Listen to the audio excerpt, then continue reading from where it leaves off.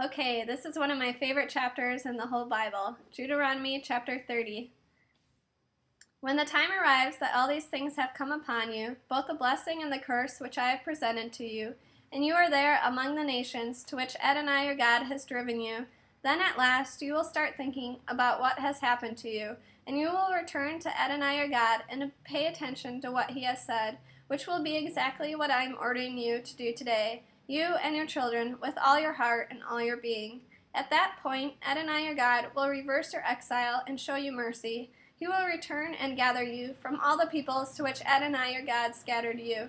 If one of yours was scattered to the far end of the sky, Adonai your God will gather you even from there. He will go there and get you. Adonai your God will bring you back into the land of your ancestors possessed, and you will possess it, and he will make you prosper there, and you will become even more numerous than your ancestors. Then Adonai your God will circumcise your hearts and the hearts of your children, so that you will love Adonai your God with all your heart and all your being, and thus you will live.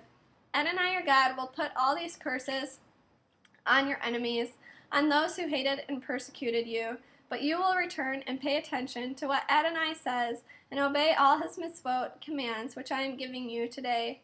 Then Adonai your God will give you more than enough in everything you set out to do. The fruit of your body, the fruit of your livestock, and the fruit of your land will all do well, for Adonai will once again rejoice to see you do well, just as he rejoiced in your ancestors. However, all this will happen only if you pay attention to what Adonai your God says, so that you obey his mitzvot and regulations, which are written in this book of the Torah, if you turn to Adonai your God with all your heart and all your being. For this mitzvah, which I am giving you today, is not too hard for you. It is not beyond your reach. It is in the sky, so that you need to ask, who will go up into the sky for us, bring it to us, and make us hear it, so that we can obey it? Likewise, it isn't beyond the sea, so that you need to ask, who will cross the sea for us, bring it to us, and make us hear it, so that we can obey it? On the contrary, the word is very close to you, in your mouth, even in your heart. Therefore, you can do it. Look, I am presenting you today with on the one hand life and good, and on the other hand death and evil. In that I am ordering you today to love Adonai your God, to follow his ways, and to obey his mitzvot, regulations, and rulings. For if you do, you will live and increase your numbers, and Adonai your God will bless you in the land you are entering in order to take possession of it.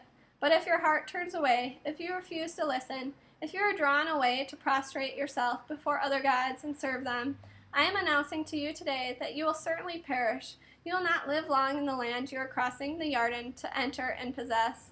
I call on heaven and earth to witness against you today that I have presented you with life and death, the blessing and the curse. Therefore, choose life, so that you will live, you and your descendants, loving Adonai your God, paying attention to what he says, and clinging to him, for that is the purpose of your life.